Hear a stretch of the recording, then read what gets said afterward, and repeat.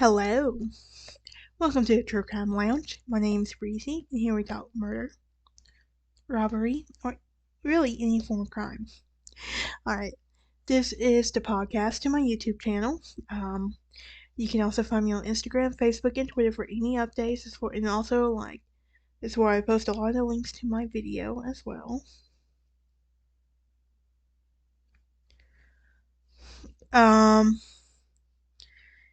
I also have a Patreon that you can go and check out as well.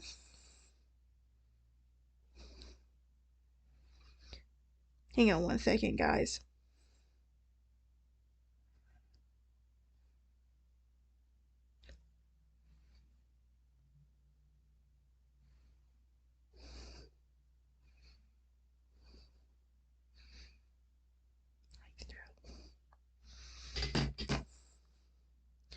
Alright. Sorry about that. I had to respond to that work text real quick. Alright. Anyway, now I got all that out of the way, why don't we dive into today's episode on the True Crime Lounge? Today we are talking about the case of Michael Madison. Yes, sounds like Ashley Madison, Holly Madison, all of that. As far as I know, there is no relation. But he is a serial killer and convicted sex offender who was also a bit of a necrophiliac.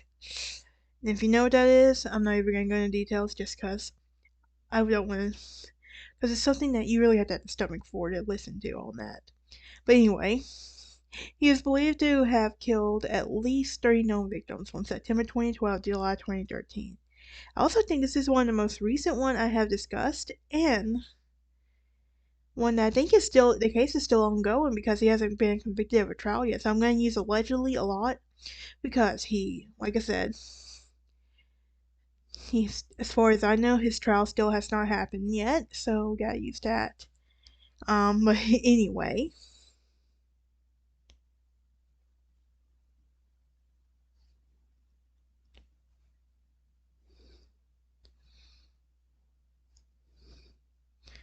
Alright, sorry. Getting work schedule. I work 2 jobs, so just trying to get scheduling in.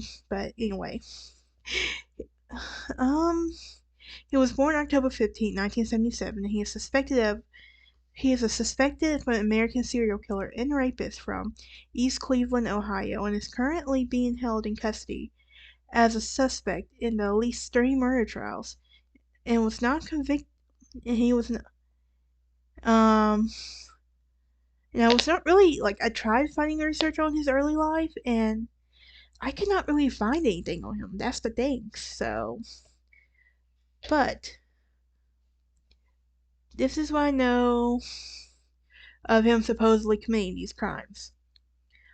On July 19, 2013, police responded to reports of foul odor investigated in a garage leased to Madison, and that was discovered to a decomposing body laying inside. The bodies were found the following day, and one in the backyard and one in the basement of a vacant home. These bodies all belonged to young African American women who were found 100 yards to 200 yards apart from who were wrapped in plastic bags.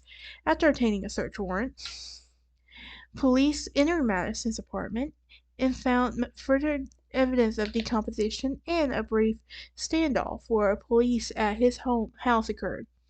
Madison was taken into custody without incident. So, on July 22nd, 2013, Madison was charged with 3 charges of aggravated murder. His bail was set at $6 million, and he also waived his right to a preliminary hearing. His victims are 38-year-old Angela Deskins, who was a resident of Cleveland and who was reported missing during 2013. 28-year-old Shatisha Sheely, who had been reported missing since 2012. 18-year-old Sherelda Helen Terry, and she had been last seen July 10, 2013, leaving a Cleveland elementary school, where she had a summer job. So, Madison was faced with additional charges, however, too, in connection with the slayings of 3 women who was wrapped in plastic bodies in a suburban area.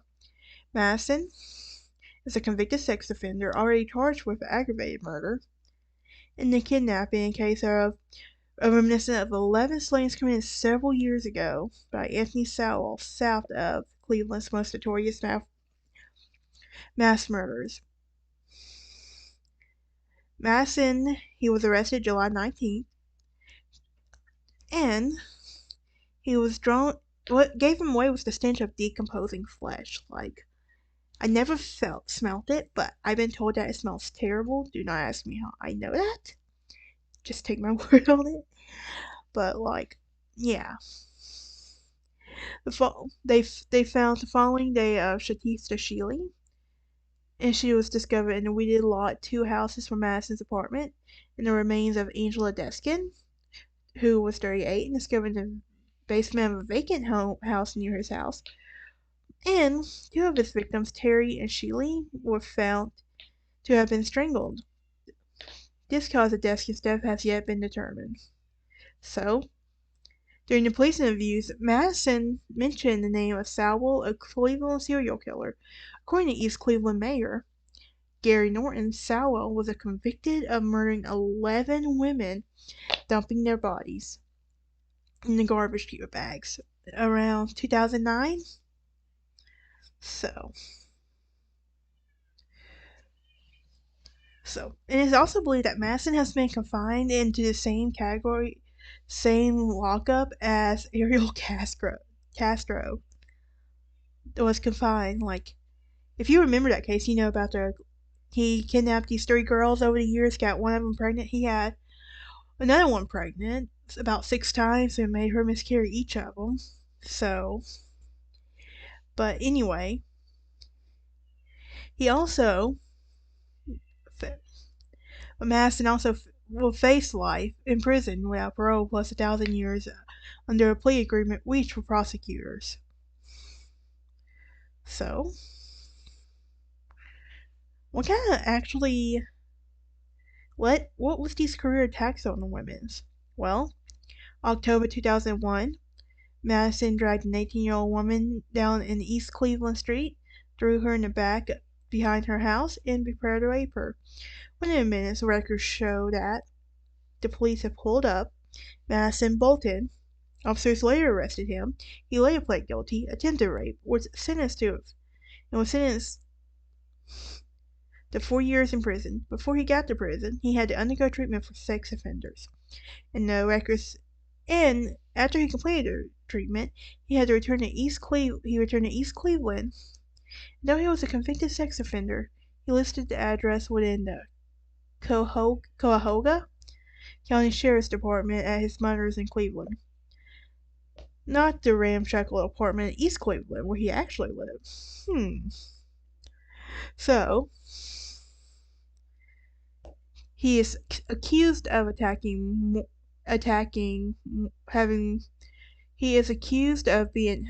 more women, and he was indicted with killing 3 women in East Cleveland. The indictment. So, according to the indictment, it says that he raped one of them, and the arrest was bucks a state-wide surge. Recidivism rates in Ohio continue to fall. So, the prison system will report that the state recidivism showed records low, 28% of the inmates returning to the prison after their release, which a lot of them, that's what they really know. Look at Charles Manson. He literally begged them to let him stay. He's like, if you let me go, I will do this again. Like, some of them, that's all they know, that's all they're comfortable with.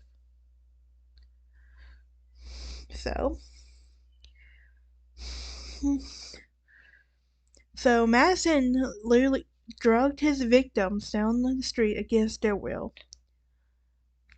And he pulled them back into a backyard on Marlowe's Avenue off Euclid Avenue and was ready to sexually attack them when police showed up. In the current case, Madison, 35, is charged with the slayings of Sheely, Deskins, and Terry. Um, in the medical examiner, Thomas Gilson says that Terry and Deskins were strangled with an object such as a rope or a cord. He is also attributed to the death of Sheely in a homicidal violence by unspecified means. Yeah, he was also arrested July 19th of that year after a 2-hour standoff with police and his mother in Cleveland.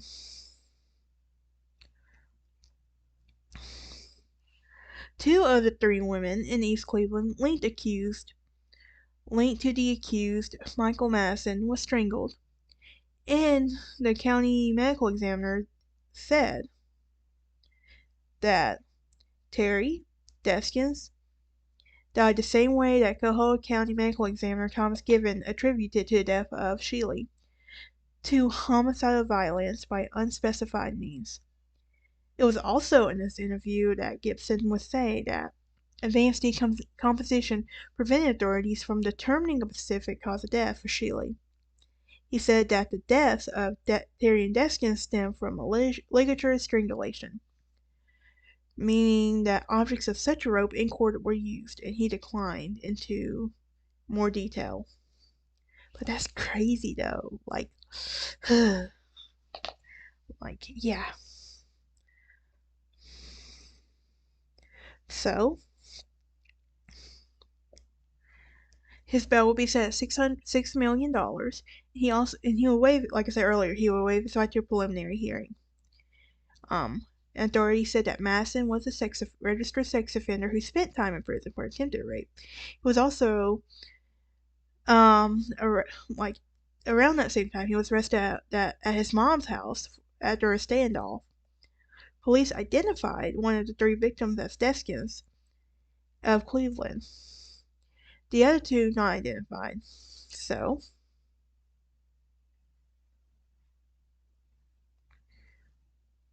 in 2011, he was found guilty, sentenced to death. The latest grim of the discoveries.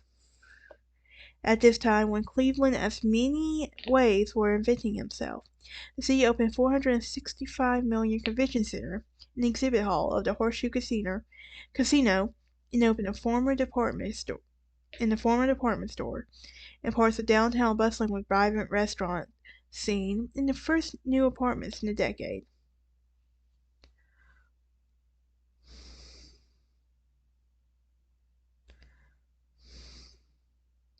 Police would also spend the additional weekend searching for additional bodies, and it was with more than 100 volunteers who secured the blighted area, abandoned homes for areas of body, but no victims have been discovered.